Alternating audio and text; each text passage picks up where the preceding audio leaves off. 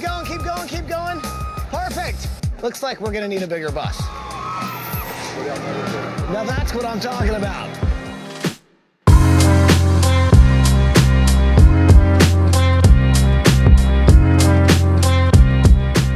Au passage, n'hésitez pas à vous abonner si vous kiffez mes vidéos les gars, c'est le meilleur moyen de me soutenir et ça fera plaisir à tonton. Le Barça perd son deuxième classico de la saison et le premier de l'ère Xavi. Mais qui peut dire qu'il n'a pas pris du plaisir hier soir, franchement les gars, franchement. Alors le sentiment qui prédomine évidemment c'est la frustration, la déception, tout ça, mais franchement il y a des motifs de satisfaction. Je pense que la vidéo va durer très longtemps les gars, il y a beaucoup de choses à dire, beaucoup de choses à dire. J'ai vu beaucoup de monde critiquer ce Barça car nous avons pas réussi à gagner, ok, mais c'est les mêmes gens qui croyaient pas du tout en une victoire, donc je vois pas en quoi ils sont déçus déjà. Moi je m'attendais pas à une victoire perso, même si j'avais de l'espoir évidemment avec le retour de certains joueurs. Mais franchement on n'a pas à rougir du match qu'on a fait. On a un gars qui s'est fait opérer de la main il y a 4 jours, un gars qui a 38 ans, un papy au milieu de terrain et combien de gars qui reviennent après des mois de blessure. Donc cette défaite elle est pas méritée clairement. Moi je trouve qu'elle est pas méritée, voilà. On peut me dire ce qu'on veut, mais pour moi on méritait clairement de gagner. Je dis pas qu'on méritait de les déchirer 5-0, ok, mais à 2-2 on méritait de gagner. Mais il manque encore beaucoup de choses à cette équipe pour tuer leur match ou même gagner quand ça va pas, dans leur temps faible on va dire. Regardez le Real, ils ont su gagner le match alors qu'ils touchaient plus un ballon et que leurs joueurs étaient à bout de force. C'est toute la différence entre une équipe rodée et en pleine confiance et une équipe en manque d'espérance et de confiance. Xavi a parlé en interview d'après-match, il a dit qu'il part triste et en colère. Il a dit qu'on n'a pas été mauvais, qu'on aurait pu gagner le match sauf forcément pendant les 20 premières minutes parce qu'on avait joué avec un complexe d'infériorité à cause des derniers matchs et des résultats. Il voulait que ce soit un tournant en termes de résultats, mais c'était surtout un tournant en termes de sentiments, on va dire. On a vu que le Barça s'est clairement amélioré et va forcément step up. Il quitte l'Arabie Saoudite la tête haute en ce qui concerne certains aspects du match. Il a dit que nous avons perdu à cause de nos erreurs, de ne pas avoir contrôlé leur transition, arrêté leur contre-attaque. On a perdu des ballons et on n'a pas réussi à garder le ballon en attaque, quoi. Ce qui se terminait forcément par des contre-attaques de leur part. Il a dit que c'était des erreurs ponctuelles parce qu'on avait pris quand même beaucoup de risques. Quand on s'est débarrassé un peu de notre complexe d'infériorité, on a montré qu'on pouvait rivaliser avec n'importe quelle équipe. Donc voilà, il a quand même un sentiment de honte et de colère. Mais il sait d'où vient l'équipe et que la reconstruction se fait pas comme ça en 3 mois. Il a parlé de Ferran, il a dit qu'il manque de rythme de compétition et pareil pour Pedri et Ansu. Il a dit qu'ils allaient être importants pour nous, que les jeunes ont été très bons contre une équipe comme le Real. Il a dit qu'on était très près d'atteindre la finale. Après il a parlé encore d'une chose qui est très intéressante et qu'on développera peut-être après, la méritocratie. Il a dit comment pourrais-je retirer Luc avec les performances qu'il nous donne. Il a rajouté qu'il n'avait pas à se plaindre d'aucun joueur car ils veulent tous jouer et prendre des risques. Xavi a dit que maintenant avec la récupération de joueurs importants il sera plus difficile de composer son équipe. Tu m'étonnes. Araujo lui il a dit qu'une défaite fait toujours mal évidemment mais qu'il était fier de l'équipe. Il a dit qu'on avait fait un grand match, qu'on voulait être les protagonistes du match, qu'on avait le ballon, qu'on était meilleurs, tout ça. On n'a pas su contrôler leur contre-attaque évidemment mais il est fier de l'équipe. Il a dit qu'on pouvait voir le travail qu'il faisait et que le groupe est uni et que les résultats viendront bientôt. Il y a un mois on la voyait très loin de ce Real là et maintenant elle est très proche en termes de niveau. Pedri a dit que c'était une défaite difficile car le match aurait pu basculer d'un côté comme de l'autre évidemment. Nous sommes au Barça et nous voulons gagner tous les matchs, il a dit, car c'est ce que le club mérite. Mais voilà, les jeunes apportent de l'enthousiasme et les supporters doivent être fiers d'après lui. Il a dit que les jeunes et les vétérans qui nous aident jour après jour sont en train de construire une grande équipe et que les victoires viendront bientôt. Pedri a aussi parlé de sa blessure, il a dit qu'il pensait qu'il reviendrait pas et il a dit qu'il ne ressentait rien de sa blessure, qu'il se sentait très bien, donc plutôt une bonne nouvelle. Piqué a dit lui que nous avons très bien joué aussi, que c'était pas le résultat qu'on espérait et c'est dommage parce que perdre contre le Real, ça fait toujours mal, mais il pense qu'on était proche de la victoire. Il dit qu'on est compétitif et qu'il nous manque maintenant la dernière étape pour commencer à gagner. Dernière étape, c'est la confiance ou alors les vieux à dégager, bref. Donc voilà, il estime qu'on a donné une très bonne image de l'équipe après un match nul et une prolongation, jouer à 3 derrière, avec des joueurs de la qualité de Vinicius et Benzema, rivaliser comme on l'a fait contre une équipe comme le Real qui fait quand même une très bonne saison, c'est quelque chose qui peut nous rendre fiers, Bref, maintenant on va parler un peu plus du match. Xavi avait mis en place un 4-3-3 avec une défense Alves, Araujo, Piqué, Alba, un milieu Busquets, Frenkie et Gavi et une attaque Ferran, Luc de Jong et Dembélé. Donc franchement, il y a tellement de choses à dire sur ce match. Beaucoup de choses à dire. Surtout, il y a beaucoup de joueurs qui ont été à la fois bons et très mauvais selon les moments du match. Enfin, je trouve en tout cas. Donc compliqué de juger les joueurs sur tout le match comme ça, mais on va essayer. Ce qui est sûr, c'est que l'équipe a très mal démarré, hein. Franchement, on a eu beaucoup de mal les 30 premières minutes. Comme a dit Xavi, on jouait avec un complexe d'infériorité, ça se voyait clairement. C'est toute la différence entre ce Real qui a confiance en ses qualités. On a clairement perdu la bataille du milieu de terrain. Surtout au début de match. Frenkie de retour de blessure avait beaucoup de mal, il était à la fois partout et nulle part. Busquets qui pressait haut aux consignes de Xavi à mon avis de toute façon, vu que si on prend une contre-attaque, il peut pas suivre. Et Gavi faisait un pressing non-stop le gars, il courait dans tous les sens. Je sais pas comment il fait. Sauf que l'équipe, question pressing, elle est pas encore au point à mon avis. Enfin, en début de match c'était très compliqué. Le Real ressortait les ballons très facilement malgré la pression de certains. On avait Gavi qui, donc comme je dis, qui courait partout et du coup manque au milieu. Gavi venait presser très haut. Bon après à mon avis c'est une consigne de Xavi clairement, il allait presser même Courtois. Donc Gavi qui pressait très haut sur le terrain, du coup milieu de terrain c'était compliqué après. Compliqué pour nous, on se retrouvait toujours à 1 de moins. Avec des mecs comme Kroos, Casemiro et Modric, ça ne pardonne pas. Et on se fait punir, comme souvent par nous-mêmes d'ailleurs, hein. Busquets, franchement j'ai pas compris. On connaît tous le gars, pendant des années il l'a fait ça. Il y a la pression qui arrive, il prend son temps, t'as l'impression il va perdre le ballon et hop il se fait un petit râteau. Ou alors une protection de balle. Cette fois-ci c'est... non.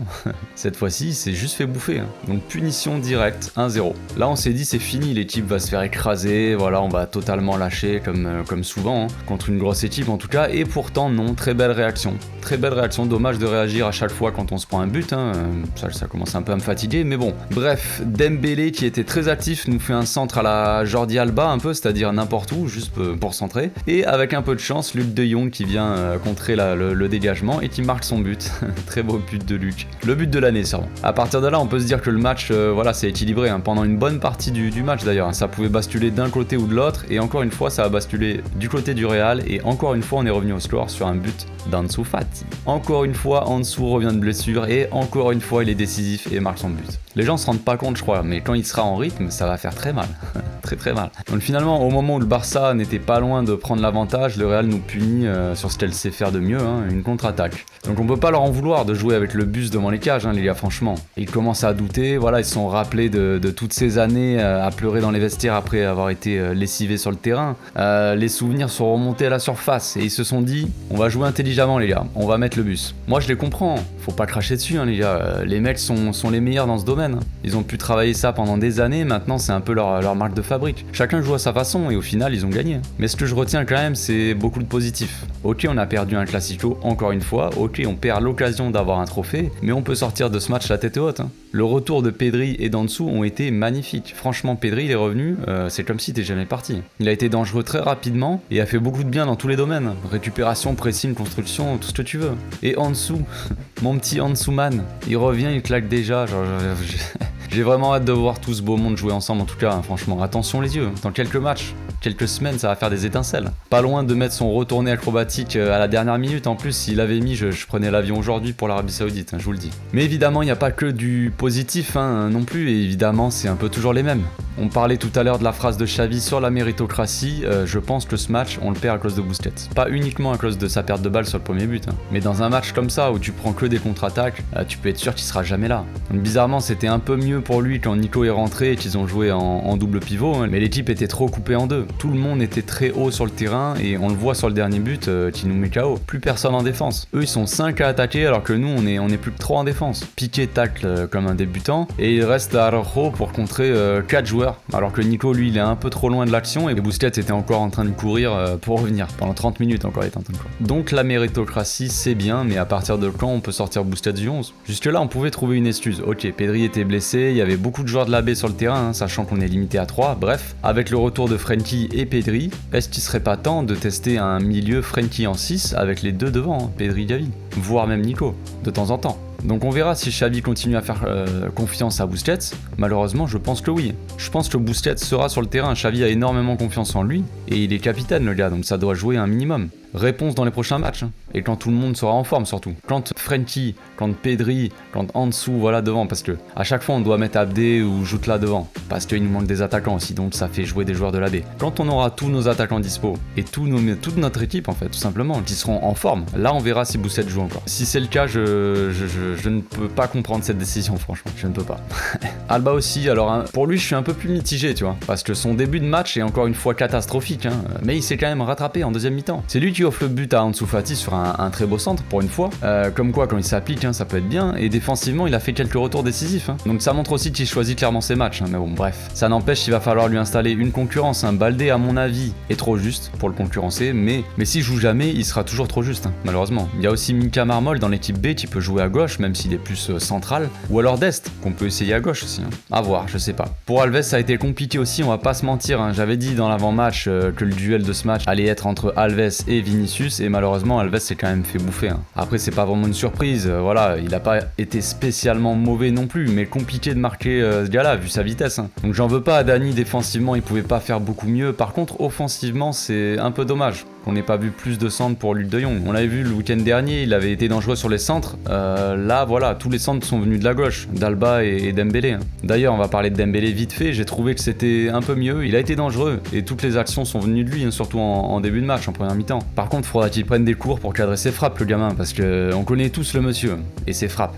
Soit ça part en lucarne, soit en dehors du stade, soit c'est des frappes écrasées sur le gardien. Donc dommage, cette fois-ci c'était pas en lucarne, mais voilà, j'aimerais qu'il hausse son niveau de jeu quand même, parce que pour l'instant c'est bien, ok, mais c'est pas non plus dingue. Disons qu'on peut se permettre d'en attendre quand même un peu plus du monsieur, surtout avec ce qu'il demande comme salaire. Bref.